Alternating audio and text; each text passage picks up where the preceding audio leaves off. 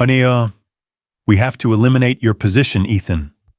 Nathan Pierce, the CEO, said, his voice dry and devoid of emotion. Clear out your desk by the end of the day. Rain drizzled over Seattle's streets, casting a misty veil across the 15th floor windows of Nexus Innovations' office. Ethan Caldwell, 52, sat at his familiar desk, quietly reviewing system security protocols. For nearly 2 decades, he'd been the heart of the IT department, the one who kept everything running smoothly through technical storms. From the days of screeching modems in cramped server rooms to the era of cloud dominance, Ethan wasn't just an employee.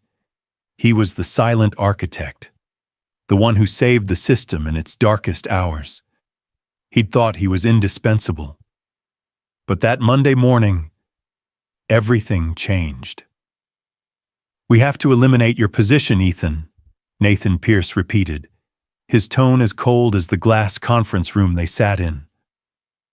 The light from the window illuminated his impassive face. Beside him, Olivia Grant, the HR rep, avoided Ethan's gaze, her hands clutching a stack of papers. Clear out your desk by the end of the day. Ethan stood frozen, the floor beneath him seeming to collapse. 18 years. 18 years of dedication, training generations of young coders, fixing every glitch, working nights and weekends without asking for praise or promotions. He looked at Nathan, then Olivia, searching for a flicker of hesitation, but found only stone-cold resolve. In that moment, his heart constricted, not with anger, but with a deep, aching pain. His loyalty, his sacrifices meant nothing. I understand, Ethan said, his voice steady, masking the storm inside. He nodded once, turned, and left the room. No arguments, no begging. His calm unnerved Olivia, who hesitated, while Nathan watched with an unreadable gaze, as if overseeing a routine procedure. Back at his desk, Ethan felt the covert glances of younger colleagues, people he'd taught to debug systems, to recover lost data during long nights. They buried their faces in their screens, but no one spoke. Word spread like wildfire. Ethan began packing, a family photo from Alki Beach, where he and his wife, Lauren, held hands with their daughter, Mia, all smiling brightly.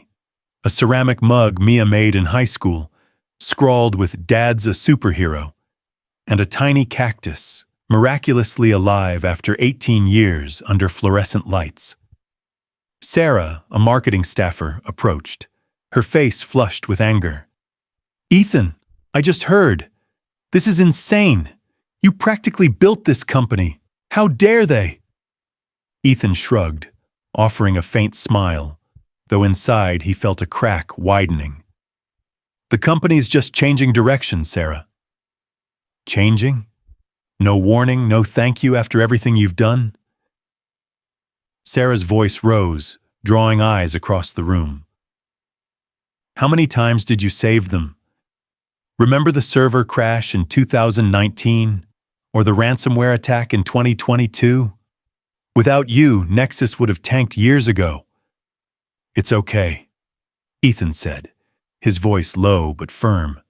He didn't want a scene, not today, but deep down, a smoldering pain spread, like a wound left untended. He'd given his life to Nexus, from its scrappy startup days to its rise as a tech giant. He'd turned down lucrative offers from competitors, all for loyalty, and now they discarded him like an outdated gadget. As he left the office, Ethan felt Nathan's gaze from afar, as if ensuring he'd really go.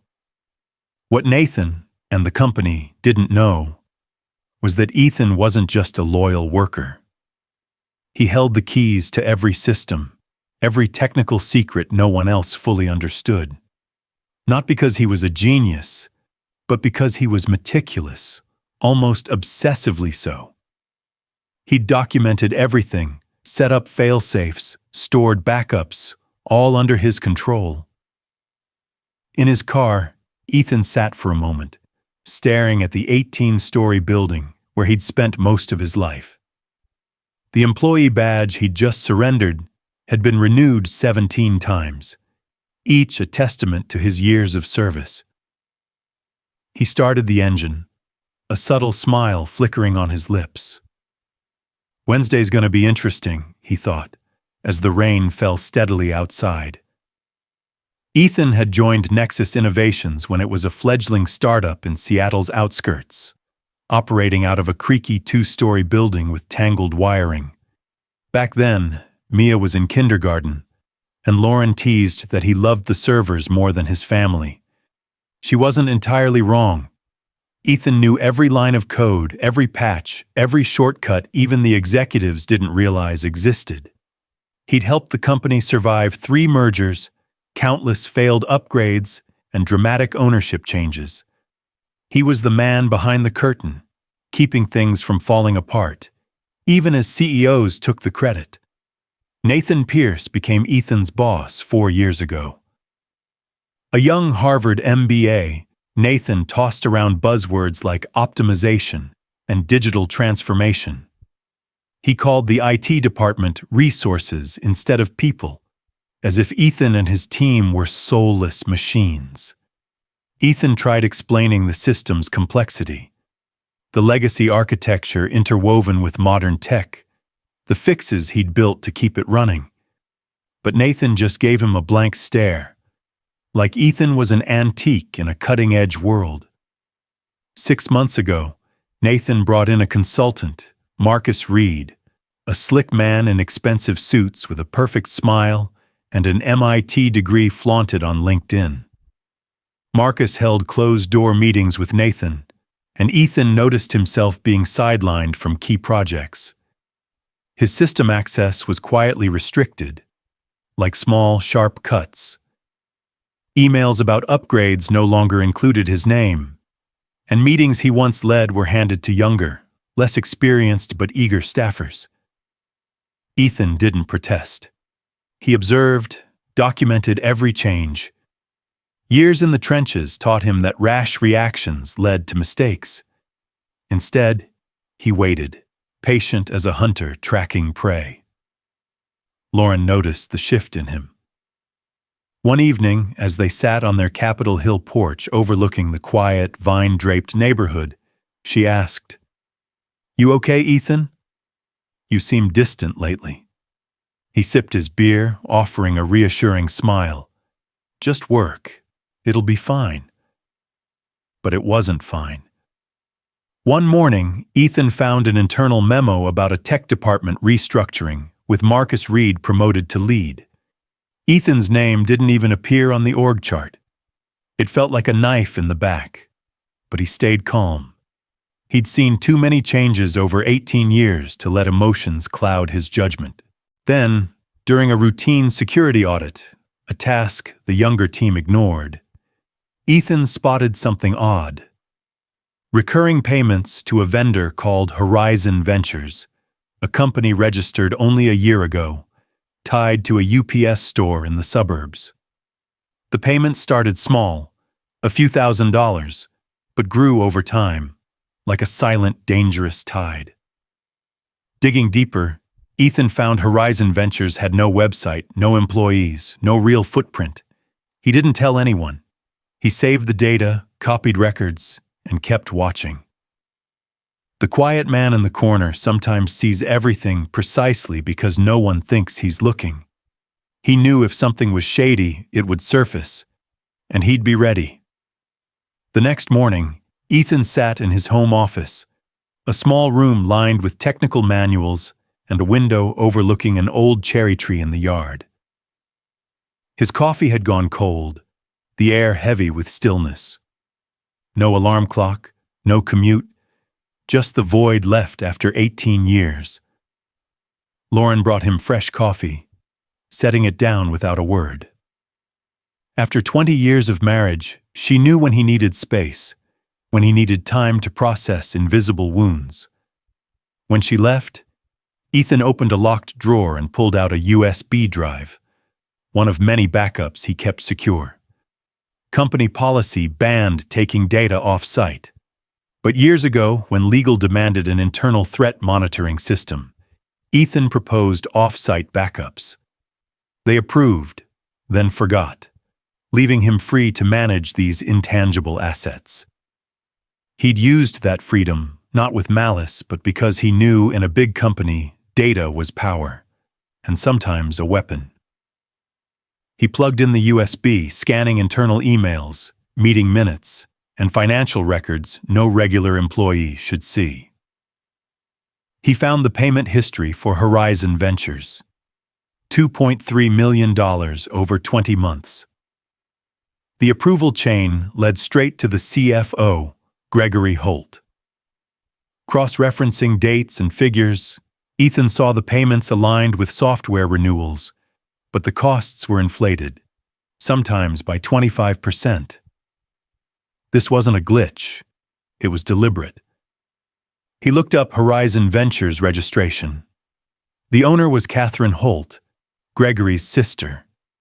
They'd been siphoning company money through legitimate but inflated expenses. Ethan leaned back, not angry but coldly, sharply focused. For 18 years, he'd fixed systems, protected data, been the reliable one. Yet they'd discarded him, thinking he'd vanish quietly. His phone buzzed with a text from Ryan, a young engineer he'd mentored. "Boss, yesterday was awful. Marcus moved into your office. People are freaking out. Something's off, right?" Ethan set the phone down, not replying. The pieces were falling into place. Nathan and Gregory needed him gone before he uncovered their scheme. They thought he was just an aging tech guy, clueless about modern finance. They were wrong. But Ethan didn't stop at Horizon Ventures. He dug deeper, checking older transactions, and found another company, Pacific Consulting, registered 3 years ago under Elizabeth Holt, Gregory's wife. It, too, received inflated consulting fees. In total, they drained $5.8 million over 4 years. Each thread Ethan pulled unraveled more of the deception. Internal emails showed Nathan didn't just know, he actively facilitated it in exchange for bloated budgets for his department. Marcus Reed was complicit, hired through an irregular contract, bypassing bidding, to ensure Ethan's removal. Ethan's chest tightened. This wasn't just betrayal from colleagues. It was a calculated conspiracy built on the trust he'd placed in the company. But instead of letting pain overwhelm him, he let it fuel him. He wouldn't let them win. He started drafting an email to the board, but stopped. A disgruntled ex-employee's email could be dismissed as sour grapes. He needed a sharper plan, a strike they couldn't ignore. He deleted the draft and began preparing, each step as meticulous as coding a complex system. Wednesday was the board meeting, where quarterly financials were presented and bonuses approved. The perfect moment to strike. Ethan sat in his car across from Nexus's headquarters, laptop on the passenger seat, the windows fogged from light rain. He logged into a dummy email account, designed to look internal but untraceable, one he'd created years ago for security tests. At 9 a.m., he sent the first email to Nathan, subject, "Financial irregularities, urgent review needed."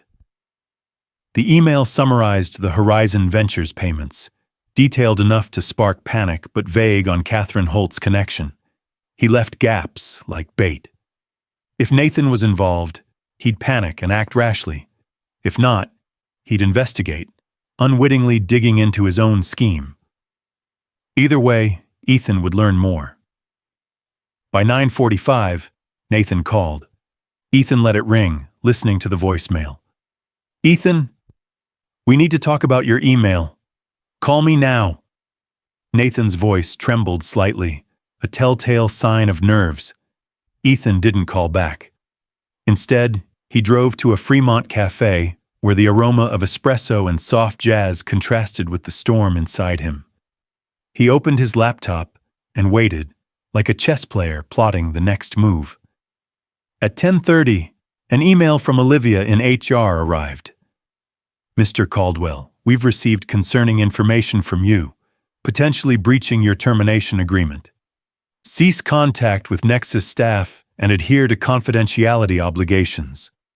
Ethan gave a cold smile. He hadn't signed any agreement. They were trying to intimidate, isolate him, but he was steps ahead. He sipped his coffee, eyes glued to the screen, waiting for their next move. That noon, he visited a bank, opening a safe deposit box. Inside was an older backup, containing the original security protocols he'd designed, logging who accessed what system and when. Records showed Gregory Holt requested expanded access to financial approvals right when Horizon payments began. Each piece strengthened the bigger picture.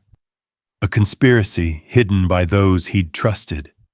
Ethan held the drive, feeling like he gripped a ticking bomb.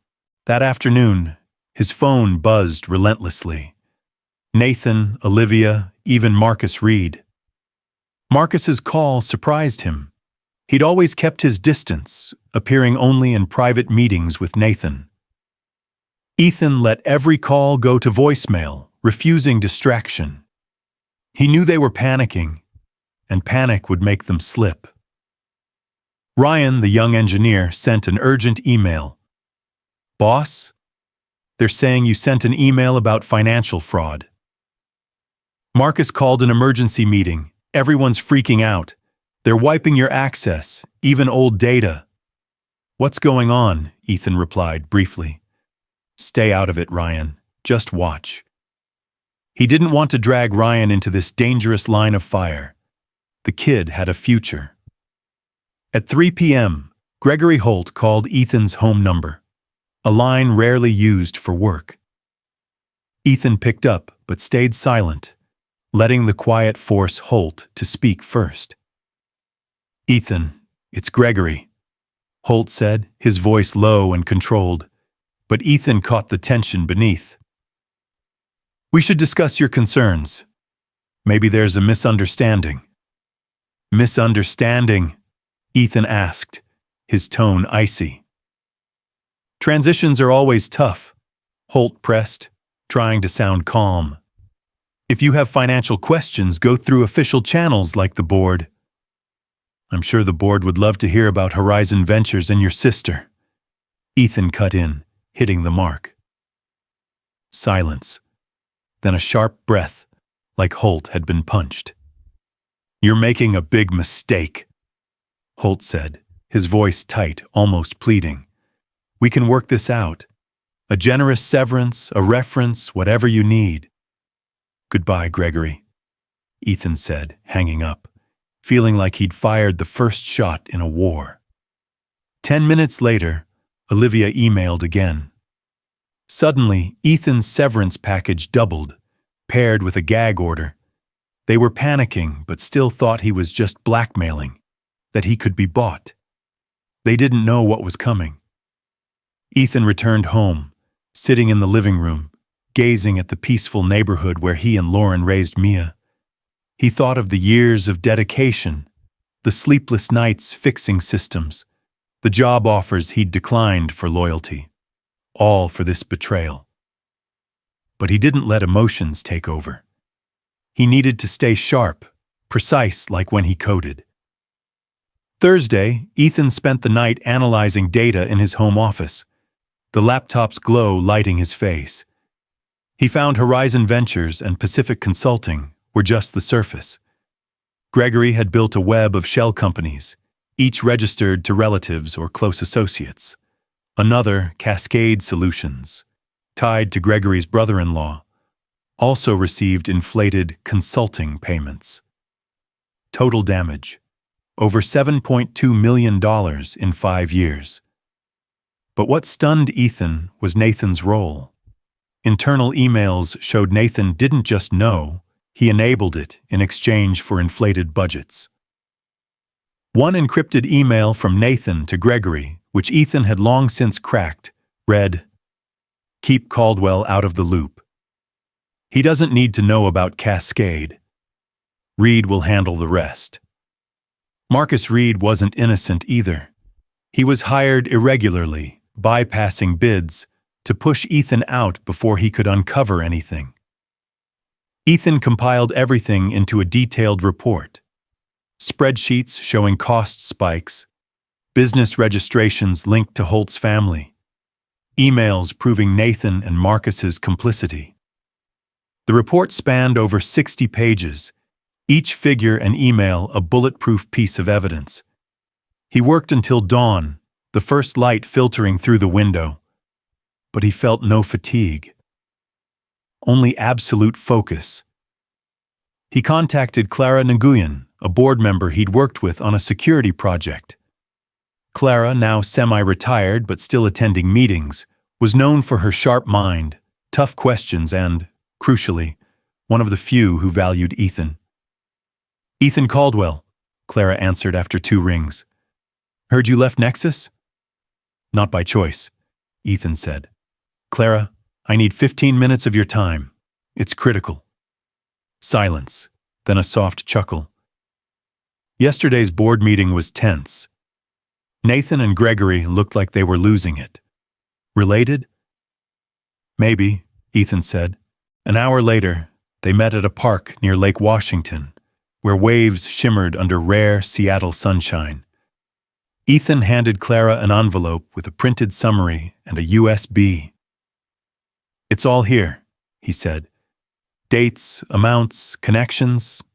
I don't want my job back. I don't want money. I just want the truth out." Clara studied him, her gaze piercing. "Why me?" "Because you actually read the audit reports. I saw how you asked questions in meetings," Clara nodded. "Tomorrow's the Emergency Finance Committee meeting. Perfect timing, Ethan."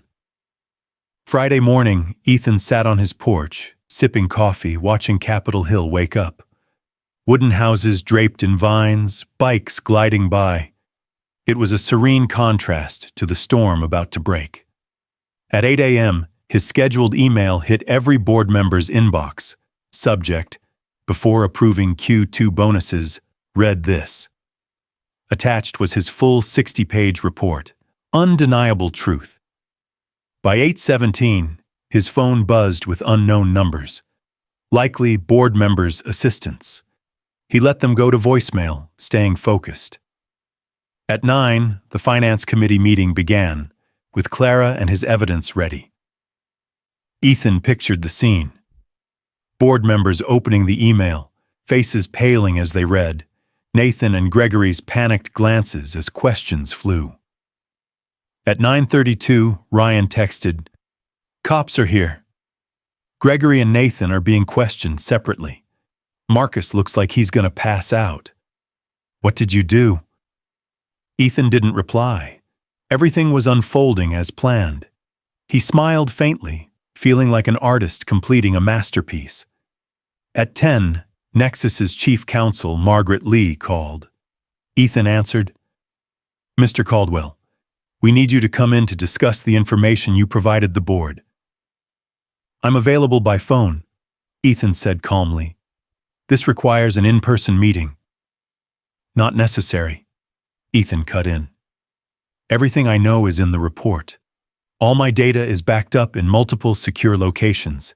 If anything happens to me or my family, copies go to the SEC, IRS, and 3 news outlets." Silence. "Mr. Caldwell," Margaret said cautiously. "The board is taking this very seriously. Some executives have been suspended pending investigation." "I've done my part," Ethan said, hanging up. He drove to a small diner outside Seattle where no one knew him. Sitting by the window, he scanned the news on his phone. Nexus Innovations, leadership under investigation for financial irregularities. No names yet, but it was only a matter of time. He ordered pancakes, eating slowly, savoring the satisfaction of justice in motion. At 2 p.m., Clara called.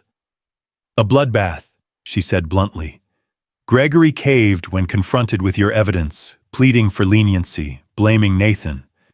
Nathan's denying everything, but the board's not buying it. Marcus claims he's just an innocent consultant. Forensic accounting starts Monday. Early estimate $7.4 million embezzled over 5 years. The board wanted Ethan back, not just in his old role, but in a new one. Chief Information Security Officer reporting directly to them. Ethan wasn't surprised, but waited. Returning to Nexus meant re-entering a place that betrayed him, where colleagues would now view him with awe tinged with fear. He wasn't sure he wanted that. That evening, he told Lauren everything. She listened, her eyes gleaming with pride and a touch of worry. "What do you want now?" she asked, holding his hand. Ethan paused. Revenge was complete. Those who pushed him out were crumbling, possibly facing prison. But returning to Nexus was a bigger question. He'd spent 18 years building the company. Could he step back in, or should he forge a new path? "I need time," he said. That night, he posted on LinkedIn, "Don't burn bridges. Let them collapse under the weight of greed." Within minutes, old colleagues reached out, awed and stunned by what he'd done. The quiet engineer had taken down 3 executives without raising his voice.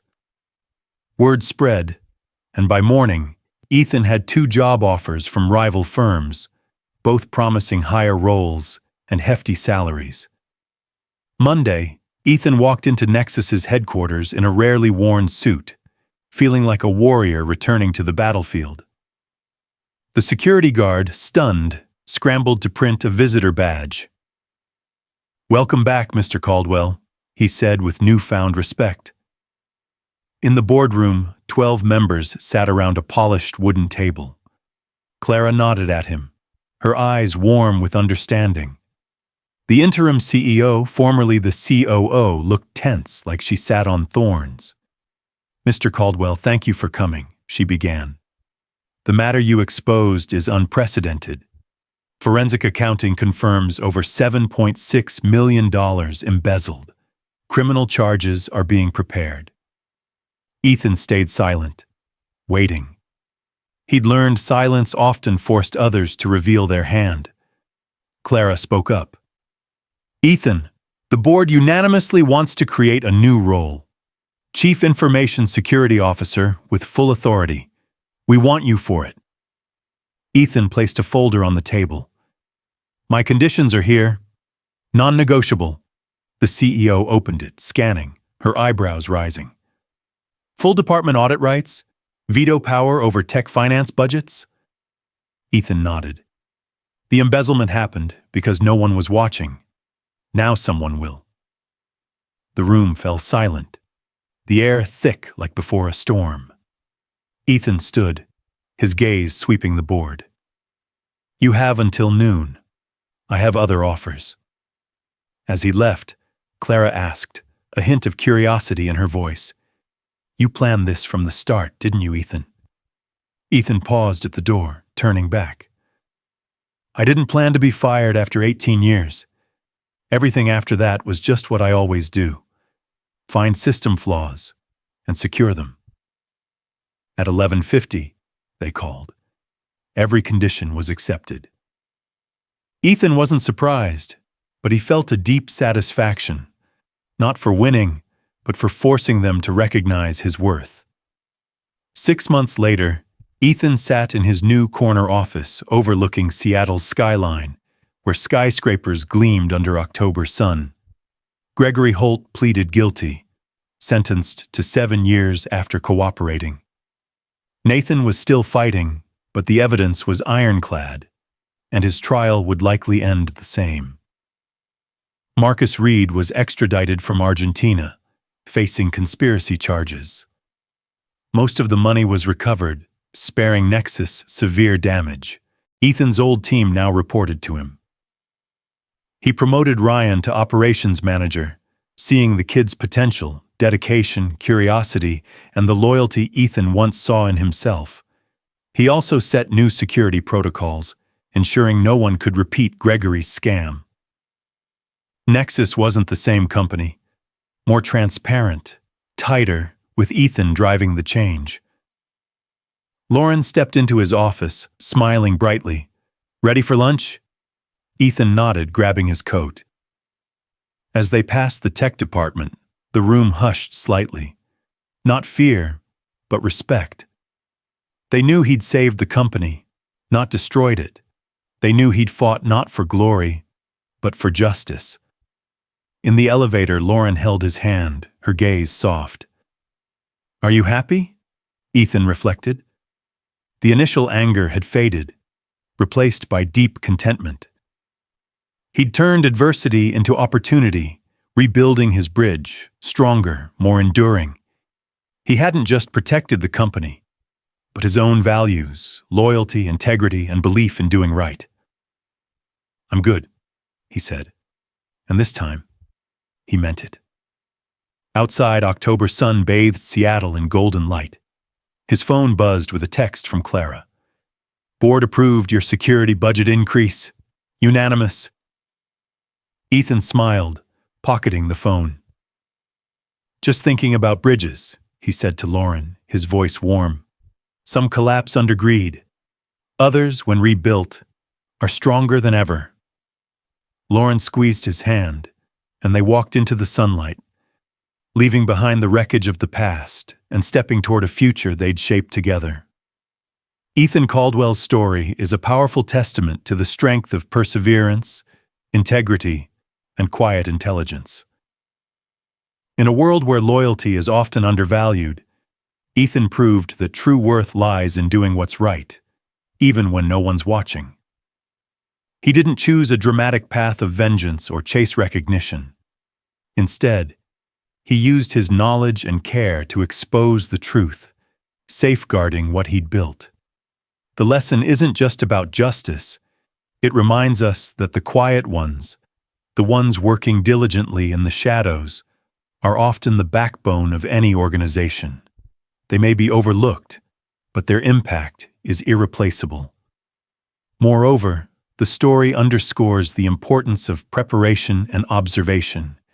Ethan didn't act in anger, but with calculated patience, turning adversity into opportunity. Ultimately, the silent architect teaches us that bridges, relationships, trust, or our own selves can collapse. But with resilience and honesty, we can rebuild them stronger than ever. In a turbulent world, be like Ethan, calm, careful, and never underestimate the power of doing what's right.